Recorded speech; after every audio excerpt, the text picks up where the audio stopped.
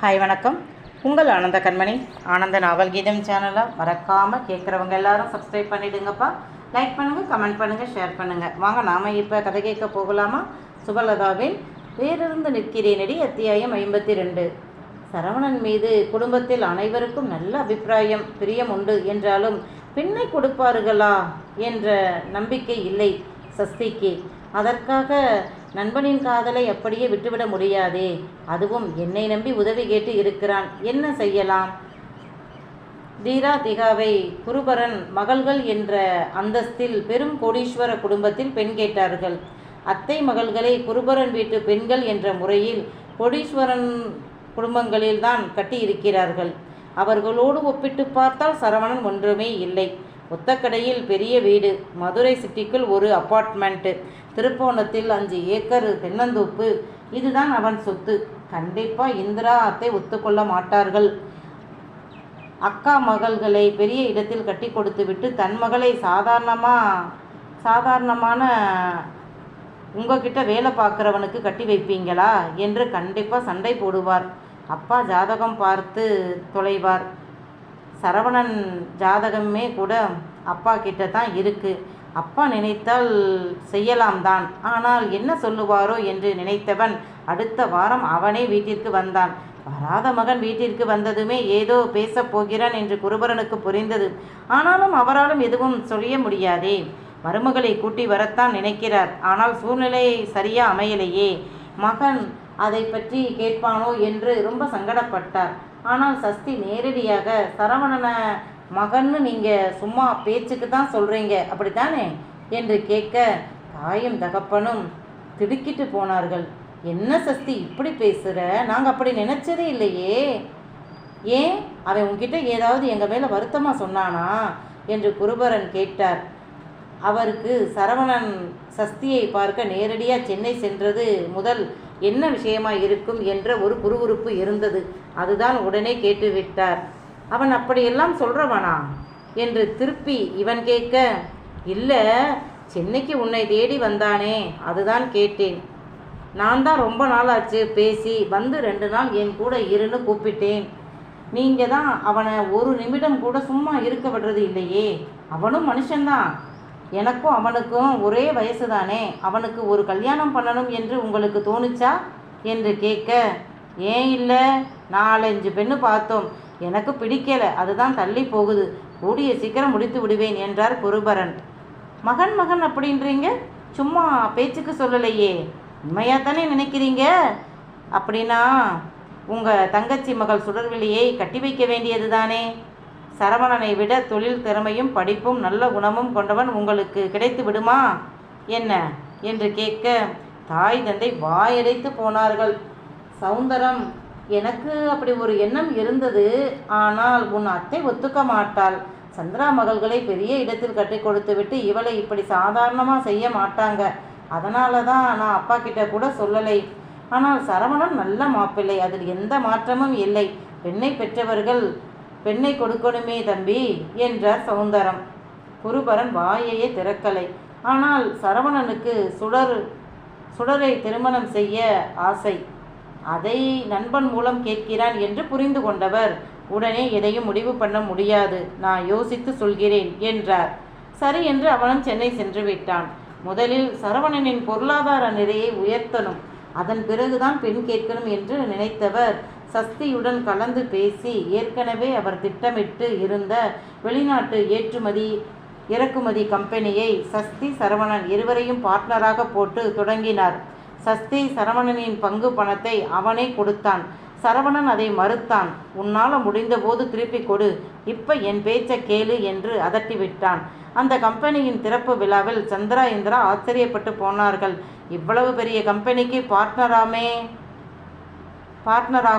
பார்ட்னரானான் என்றால் எவ்வளவு பணம் போடணும் என்று தெரியும் தானே. பரவாயில்லையே, அண்ணன்கிட்ட இருந்தே சம்பாதித்து விட்டானே என்று நினைத்தார்கள். ஆனால் குருபரன் பொதுவாக குடும்பத்தார் இருக்கும்போது சரவணனுக்கு பெண் பார்க்கிறேன், நல்ல பெரிய இடத்து பெண்ணா பார்க்கிறேன், என்னோட சில சொத்துக்களை அவனுக்கு கொடுக்க போறேன், என்னென்ன சொத்து என்று சொல்லவும் செய்தார். என்னன்னே புரியாம பேசுறீங்க? பல கோடி மதிப்புள்ள சொத்துக்களை இப்படி அசால்ட்டா யாரோ ஒருத்தனுக்கு தூக்கி கொடுக்குறீங்க என்று ஆற்றாமையில் அவருக்கு தங்கைகள் கேட்க, உண்மைதான், அதனால தான் இத்தனை சொத்துக்களையும் கொடுத்து நம்ம சொந்தத்திலேயே பெண்ணெடுக்க நினைக்கிறேன். நம்ம பெரியப்பா கிட்ட சொன்னதும், இவ்வளவு சொத்து கொடுக்குறியா, அப்ப பெரிய இடத்து பெண்ணாவே பார்க்கிறேன் என்று சொல்லி இருக்கார்.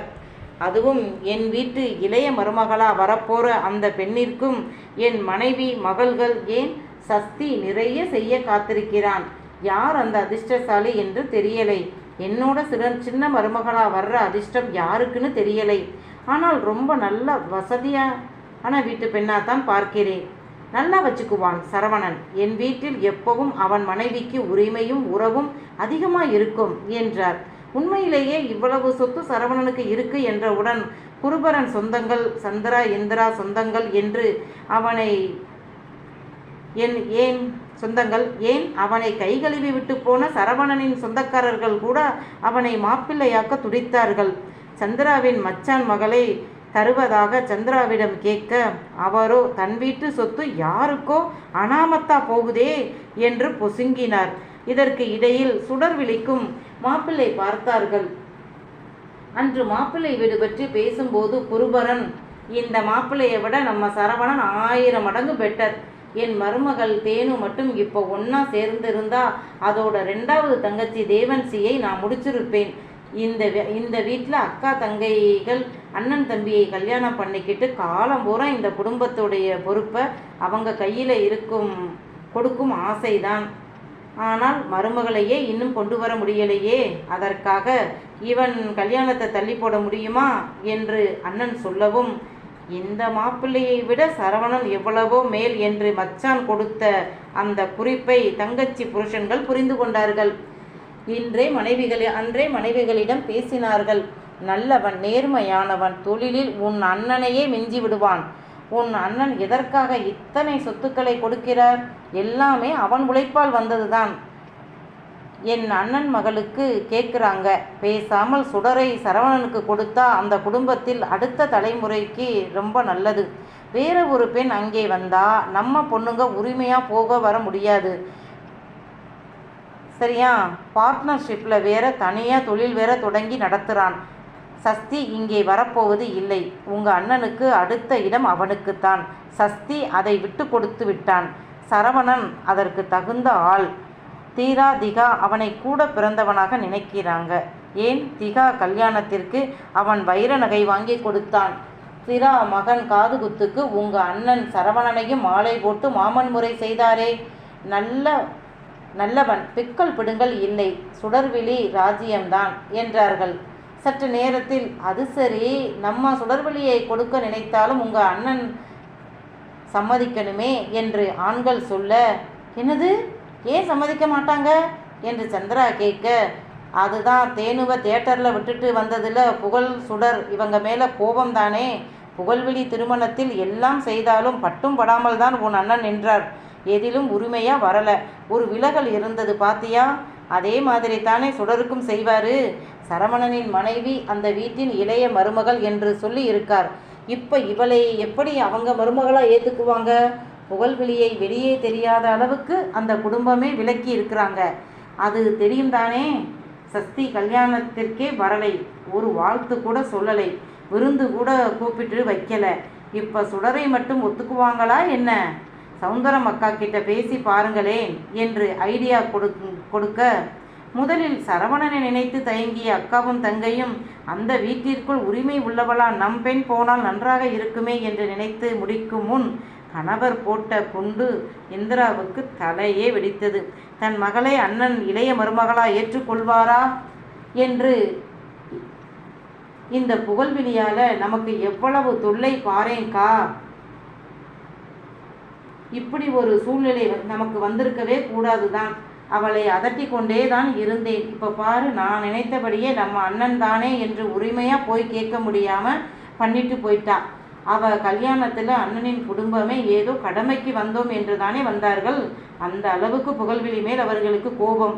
இப்போது அதே கோபம் சுடர் மேலும் இருந்தால் என்ன செய்வது என்று ஒரு பதட்டம் வந்தது. முன்பு சரவணன் என்று தனியாக பார்த்தபோது அவர்களுக்கு அவன் பெரிதாக தெரியவே இல்லை. அதுவே குருபரனின் பல கோடி சொத்துக்கள் கொடுத்த பின் அவன் பணத்தில் கோடீஸ்வரனாக வந்த பிறகு இவர்கள் செய்யலாம் என்று ஆசைப்பட்ட போது இந்த குழப்பம் வேறு வந்துவிட்டது. இப்போ அண்ணனிடம் போய் எப்படி கேட்பது என்ற தயக்கம். இப்படி தர்ம சங்கடமான சூழ்நிலையை உருவாக்கியதே அவங்க கணவர்கள் தான். ஏனென்றால் முன்பு போல என்றால் ஏதோ பெரிய மனசு பண்ணி அண்ணனுக்காக பெண்ணை கொடுக்குற மாதிரி அக்கா தங்கைகள் ரொம்ப பிகு பண்ணுவாங்க. சரவணன் கிட்டேயும் அப்படியே நடந்துக்குவாங்க. அந்த திமிரை குறைக்கத்தான் புகழ்விழி செய்த தவறை சுட்டிக்காட்டி, நீங்கள் தயவாக தான் பெண்ணை கட்டி கொடுக்கணும், அதிகாரமாக பண்ண முடியாது, ஏன்னா உங்கள் மகள்கள் மேல் அவங்களுக்கு தீராத கோபம் இருக்குது என்று காட்டினார்கள்.